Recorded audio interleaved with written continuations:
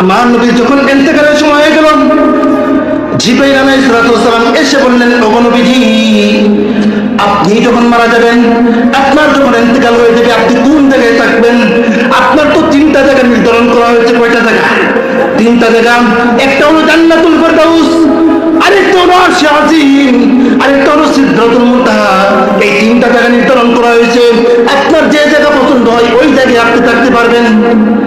এমন সময় আল্লাহর নবী চোখ দিয়ে জল করে পানি বের হচ্ছে, আর বলতেছে, ও ভাই জিবরাইল, আমি আরশে আজিমও যাব না, আমি সিদরাতুল মুনতাহা যাব না, আমি জান্নাতুল ফেরদাউসে যাব না, আমি আমার গুনাহগার উম্মতদেরকে নিয়ে এই মদিনার মাটিতে শুয়ে থাকবো। বলেন আল্লাহু আকবার। আল্লাহ রাসূল দেখেন আমাদেরকে কেমন মহব্বত করতেন, আমাদেরকে কেমন ভালোবাসতেন, যে ইন্তেকালের পূর্ব মুহূর্তেও আমাদেরকে বলেন নাই, ঠিক কিনা বলেন? কেন বলেন নাই? আল্লাহ তাআলা তো আমার রাসূলকে ওয়াদা দিয়েছিলেন কি, মা কানা আল্লাহু ইউআযিবুহুম ওয়া আনতা ফীহিম। ও আল্লাহর রাসূল, আপনি যতদিন পৃথিবীতে থাকবেন, আপনি থাকা অবস্থায় আপনার উম্মতকে কেন ধ্বংস করব না? কার ওয়াদা? কার ওয়াদা? আল্লাহর ওয়াদা। আমার রাসূল কি পরিমাণ মহব্বত করতেন, ভালোবাসতেন দেখেন।